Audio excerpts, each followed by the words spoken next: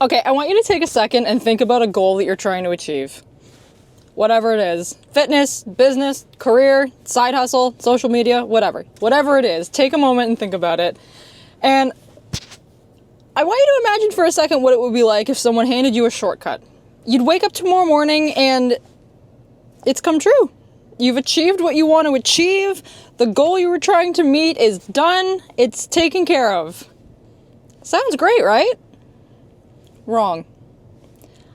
I'm going to talk about shortcuts today, and I'm going to talk about why shortcuts suck and why they're not doing for you what you think they are. Well, they seem like this really cool, amazing thing that if you get them, you get really lucky. The people who get the shortcuts to the goals that they want are actually the unlucky ones, and I'm going to explain to you why. Welcome to the Mindset Gym podcast, where we exercise your way of thinking to help unlock your hidden potential. I'm your host, Emily Irwin, a registered nurse and holistic nutritionist with a passion for all things health, fitness, and personal development. All right, let's get into it.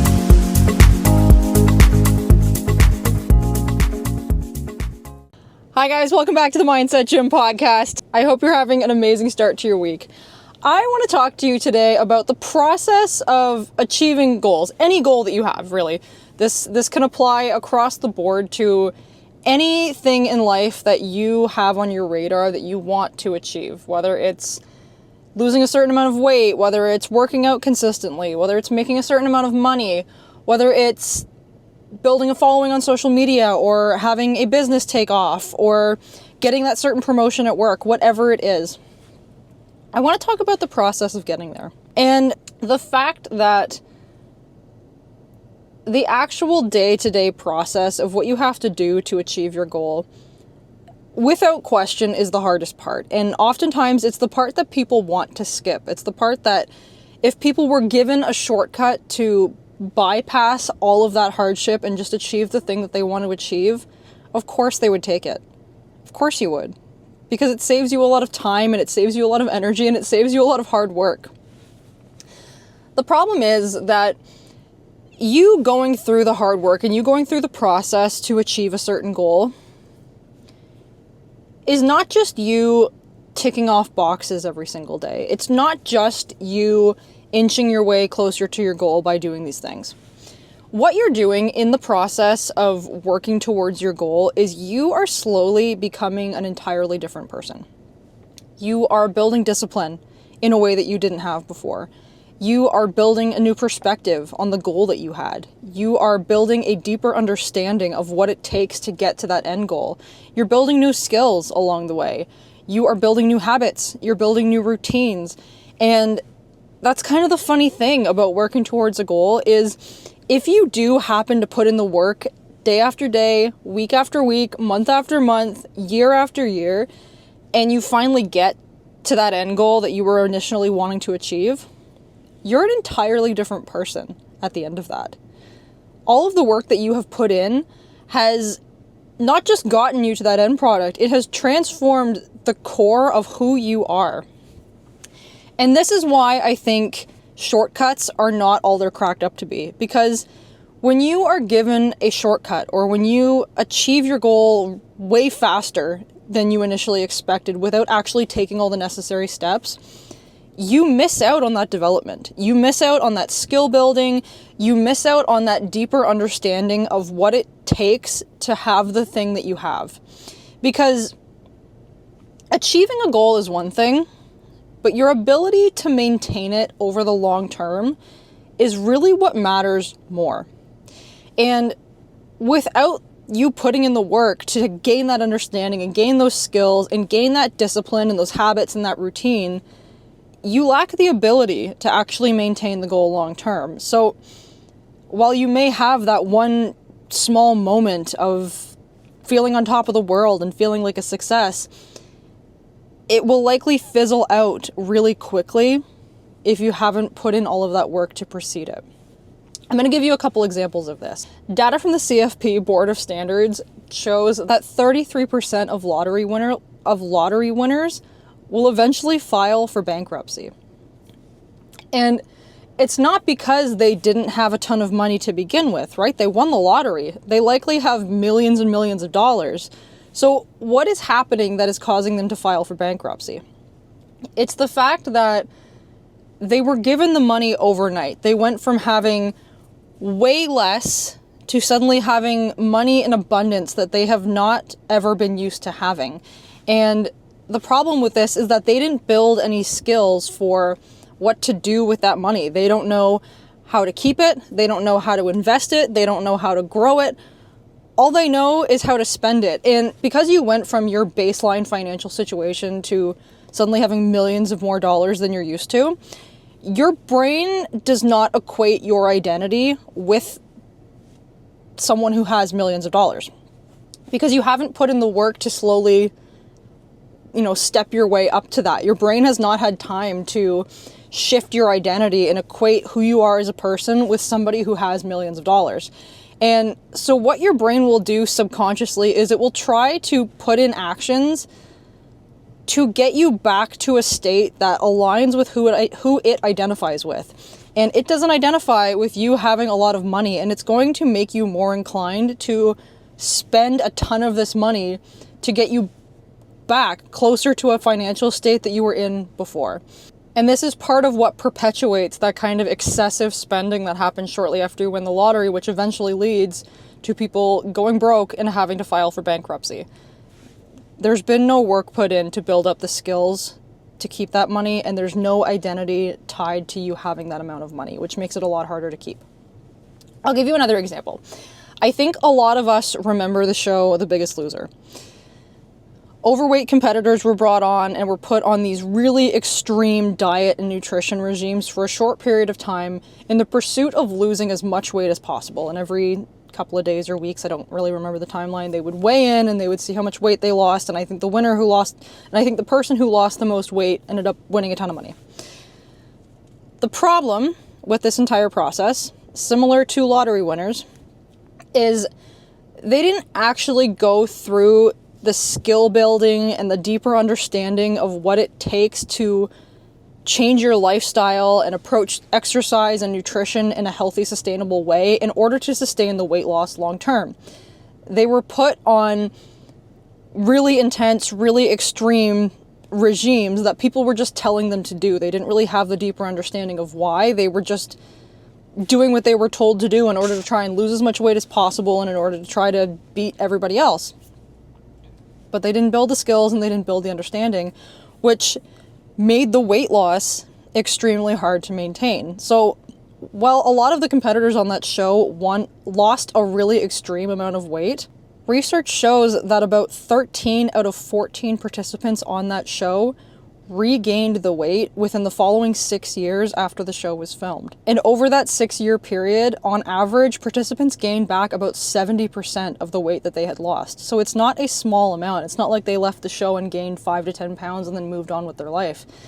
They almost more or less reverted back to what they were before because they didn't have the skills and understanding to maintain it. And that's the thing, right? Success is one thing in the moment, but in order to be truly successful, part of that is the ability to keep up with what you're doing and actually sustain it over the long term. This is why I think the person that you become in the pursuit of your goals is so much more important than you actually achieving that goal. And the really nice thing about this is if you have a end goal, a certain thing that you're working towards, and you put in the work and you work at it for years and years and years, even if it doesn't end up being exactly what you initially thought it would be or what you initially wanted it to be, chances are you have changed so much along the way and you have gained so many other things aside from that one end product, right? So even if your goal ends up looking a little bit different, even if you don't end up kind of achieving it in the way that you envisioned initially, you still won, right? You have still done so much good for who you are. You have developed yourself in so many ways and you have evolved into a new version of yourself that you couldn't have been at the beginning. And another really nice thing about this is if you have an initial goal and you put in the work and you show up day after day and you do all the things and you eventually achieve it, you're now a new version of yourself, right? You have built up all of these things and you are now a new version, which gives you the ability to actually look a little bit further and move the goalpost and set new goals that first version of you never could have even imagined, because now you have more skill, now you have more ability, and likely a little bit more belief in yourself to shift that goalpost a little bit further and actually achieve that thing.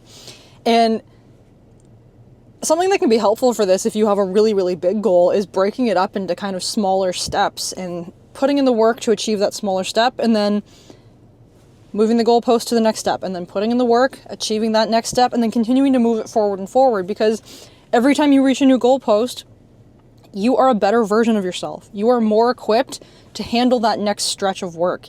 And breaking it up in kind of those little segments can make it feel a little easier to kind of step your way forward. Because I don't know about you, but I'm sure some of your dreams and some of your goals are really big. And looking at where you are now and looking at what you want to achieve, it can sometimes feel really scary and really intimidating and sometimes impossible to get to that end goal because it feels so far away from where you are right now. So this is where breaking it up into smaller steps can be so useful, because it feels more approachable. You taking what your end goal is and let's say breaking it into 10 different steps. You going from where you are right now to goalpost 1 instead of you going from where you are right now to goalpost 10 feels way more approachable, and it gets rid of a little bit of the friction of you stepping into what it's going to take to get to that end goal. So I guess the entire takeaway that I want you to get from this entire episode is that the process is more important than the end goal. Whether you achieve the end goal or not is actually kind of irrelevant. It's about the process, and it's about what you do day to day in order to send yourself in that direction. So this is how I want you to reframe your thinking around whatever goal you're wanting to achieve, whatever the next thing is that you're going after. I want you to take that end product and just kind of set it aside for a minute. And what I want you to focus on is I want you to break it down to the nitty-gritty. What would your habits need to look like day to day in order to get you a little bit closer to that goal? What does your routine need to be? What small things do you need to accomplish on a regular basis in order to get to that end product, right? I'll give you an example from my own life, right? So I started working out 8.5 years ago, give or take. And at the time, I really wanted to lose weight, and, over the entire process of working out, as I've changed and as I've gained a better understanding of health and fitness, and as I've evolved into a different person, my, actual physique goals have changed quite a bit. But I often don't focus on that goal, right? The end goal, the end look, the end product is often not on my mind at all. Instead, what's on my mind is day to day, where do I put my workout into my schedule? What time do I need to wake up in the morning in order to fit my gym time in with everything else that I have to do? What do I need to have prepared? So do I have a gym bag packed and ready to go? Is it in my car already? Are my running shoes in it? Do I have water ready to bring with me? Are my headphones charged? Do I have a plan for what my workout is going to look like on this day? Right? Like breaking it down to all the little nitty-gritty details so that you have a plan for your day. You have a plan for what you need to do on any given day in order to move the needle. And again, it makes it so much easier to approach when you break it down to all these small steps, because you're not focusing on the big picture. You're not stressing about the big picture. You're not thinking about the millions of things you're going to have to do over the following year. All you have to think about is the few things that are on your plate for today. What do you need to do in the next 24 hours, and what systems need to be in place in order to make that happen, right? That's all. That's all I want you to focus on. And if you just do that, if you figure out what your day-to-day tasks are and focus on that and just focus on accomplishing that and just make an effort to do that day after day and repeat that over and over again, eventually you're going to wake up one morning and look back and realize that you have made so much more progress than you thought. All of those small tasks day to day They add up, they compound, they're going to make a huge difference. And that is how you become the person that you need to be in order to get to that end goal. It's by putting in those little habits every single day. So this is why I think shortcuts kind of suck. Even though they're really exciting, even though they're really fun, it robs you of the most important thing. It robs you of the most important part, and it doesn't allow you to become the person that you need to be in order to actually achieve and maintain your goal long term. So lean into really appreciating the process for what it is. Find ways to make it fun. Find ways to make it rewarding. Celebrate every little thing that you do, because if all you focus on is just the few little things you have to do every given day, you get to feel proud of yourself every day. You get to take a moment and say, you know what, fuck yeah, I did all the things that I wanted to do today. I did all of the little tasks that were on my plan in order to move the needle. And having the ability to feel some amount of pride in yourself and feel some amount of, like mental reward for what you did every single day, because all you're focusing on is, did I do these things in the last 24 hours that I said I was going to do? It makes the whole process more fun. It makes the whole process more enjoyable, and it makes it a lot easier for you to show up day after day and keep doing the things. Okay? So that's what I want your focus to be. Don't focus on the end goal. Don't focus on what that's going to look like. Instead, focus on breaking it down to all the nitty-gritty little details. Figure out what your day-to-day routine needs to look like. Figure out what systems need to be in place in order to facilitate that. And find little ways to reward yourself and feel proud along the way. Okay? That's what I have for you today. Thank you so much for tuning in, and I'll catch you next time. Hey, thanks for listening to the show. If you like the episode, don't forget to like, subscribe, leave a review, or share the show with a friend. Your support helps this show reach even more incredible people just like you. Thanks again for tuning in, and I'll catch you next time at the Mindset Gym.